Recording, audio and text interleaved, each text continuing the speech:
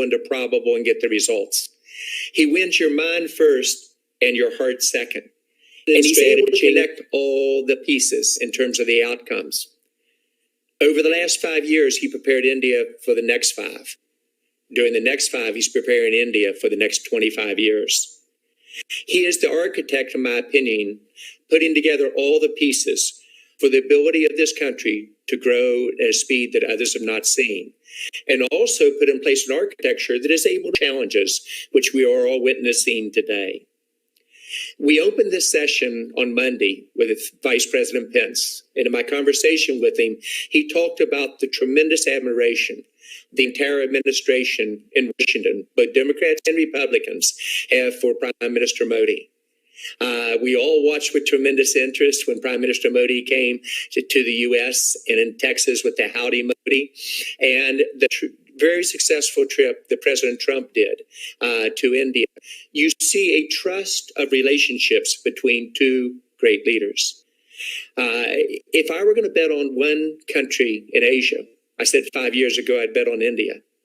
If I were going to bet on two countries in Asia at this time, I'd bet on India twice. It is because of that leader.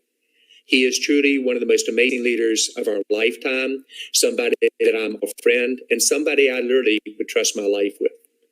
With that said, let me turn over to the Honorable Prime Minister Modi for your comments today, sir, and thank you very much for being with us.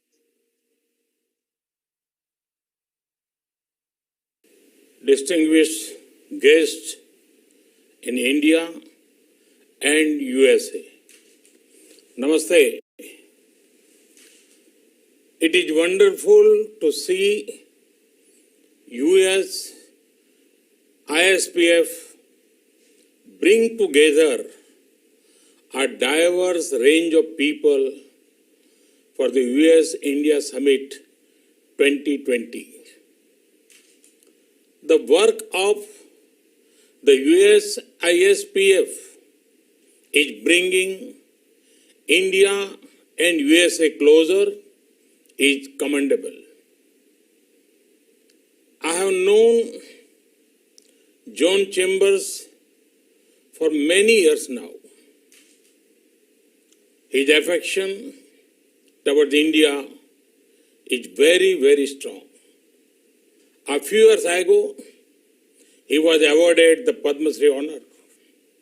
Friends, the theme of this year is a relevant one, navigating new challenges.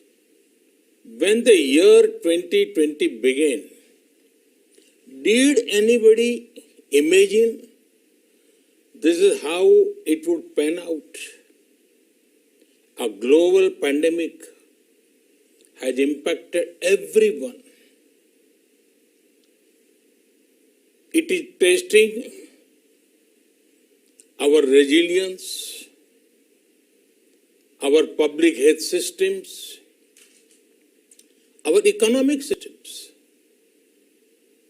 The current situation demands a fresh mindset.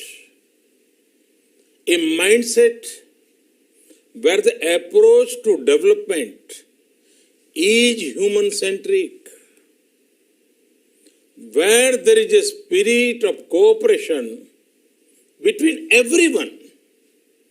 Friends, while looking at the way ahead, we should keep our focus on ramping up our capacities,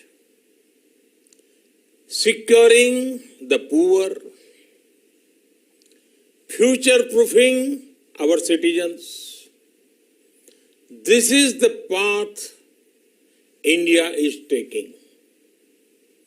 India was among the first in creating a responsive system of lockdowns. India was among the first to advocate the use of masks and face covering as a public health measure. We are also among the earliest to create public awareness campaigns about social distancing. In record time, medical infrastructure was scaled up, be it COVID hospitals, ICU capacities, and more. Starting from one testing lab in January, we now have around 1,600 labs across the country. The outcome of these efforts has been that a country with 1.3 billion people and limited resources has one of the lowest death rates per million in the world. The recovery rate is also steadily rising. I am happy that our business community, in particular small businessmen, proactive. From almost nothing, they made us the second largest PPE kit manufacturers in the world. This is in line with India's spirit of challenging the challenge to emerge stronger. In the last few months, the nation has battled COVID and other natural crises such as floods, two cyclones, locust attack. But it has only made the people's resolve stronger. Friends, through the entire COVID-19 period and the lockdown, the government of India was clear on one thing: the poor have to be protected. The Pradhan Mantri Garib Kalyan Yojana for India's poor is among the largest support system seen anywhere globally. Free food grain is being provided to 800 million people. This scheme operates for 8 months. 800 million people means more than double of USA's population. Free cooking gas is being provided to around 80 million families. Cash support has been provided to around 345 million farmers and needy people. The scheme has given much needed employment for migrant workers by creating almost 200 million percentage of work. Friends, the pandemic has impacted several things, but it has not impacted the aspirations and ambitions of 1.3 billion Indians. In the recent months, there have been far-reaching reforms. These are making business easier and red tapeism lesser. Work is actively underway on the world's largest housing program. The renewable energy infrastructure is being expanded. Rail, road, and air connectivity is being boosted. Our country is creating a unique digital model to build a national digital health mission. We are using the best of fintech to provide banking credit, digital payments, and insurance to millions. All these initiatives are being taken using world-class technology and global best practices. Friends, this pandemic has also shown the world that the decision on developing global supply chains should be based on not only on costs, they should also be based on trust. Along with affordability of geography, companies are now also looking for reliability and policy stability. India is the location which has all of these qualities. India is also becoming one of the leading attractions for foreign investment, be it America or the Gulf, be it Europe or Australia. The world believes in us.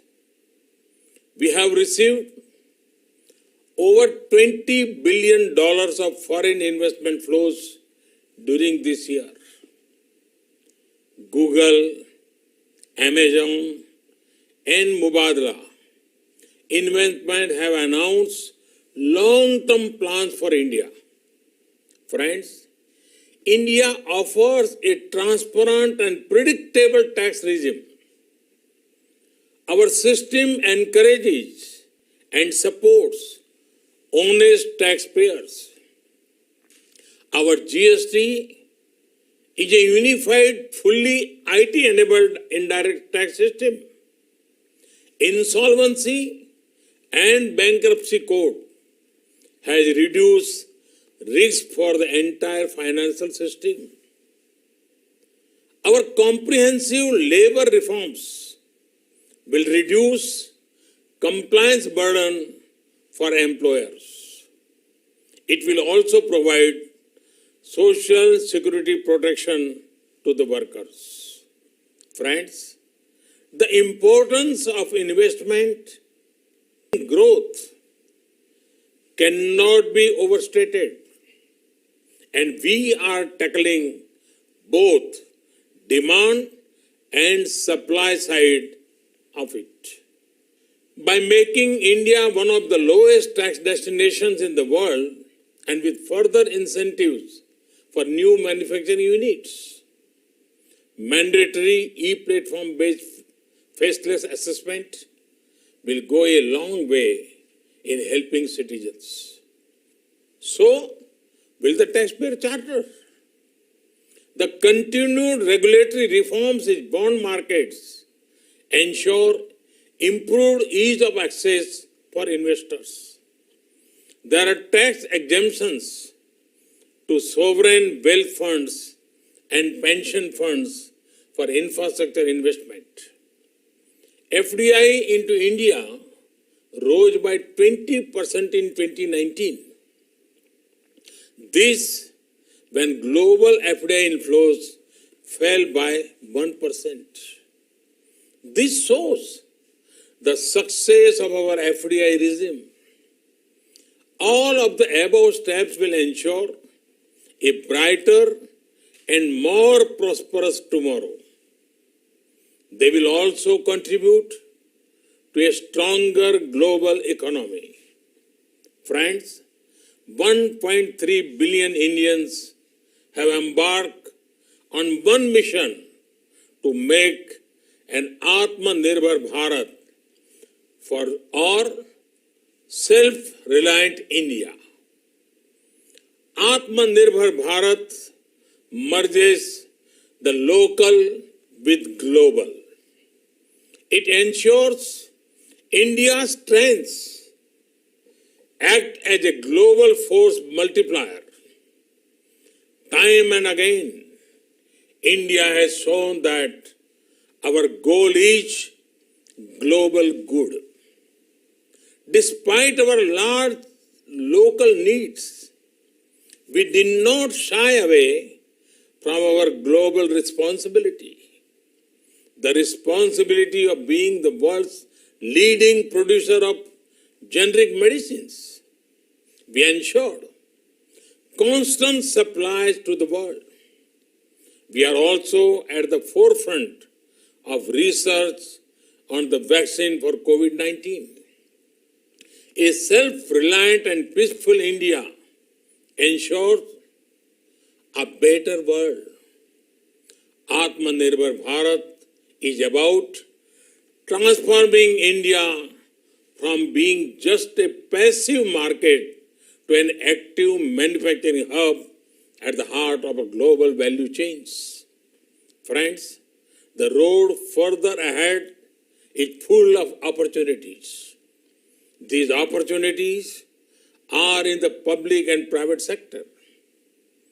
They cover core economic sectors as well as the social sectors.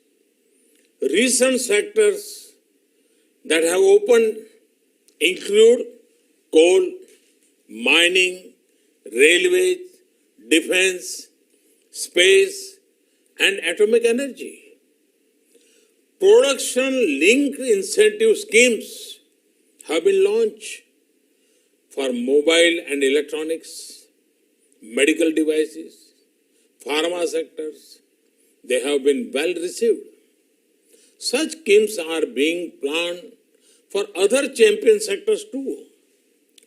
Reforms in agriculture marketing and $14 billion agriculture financing facility bring several opportunities. Friends, for challenges in India, you have a government that believes in delivering results. A government for which ease of living is as important as the rights. This at a time when we mark 75th years of independence. You are looking at a country with political stability and policy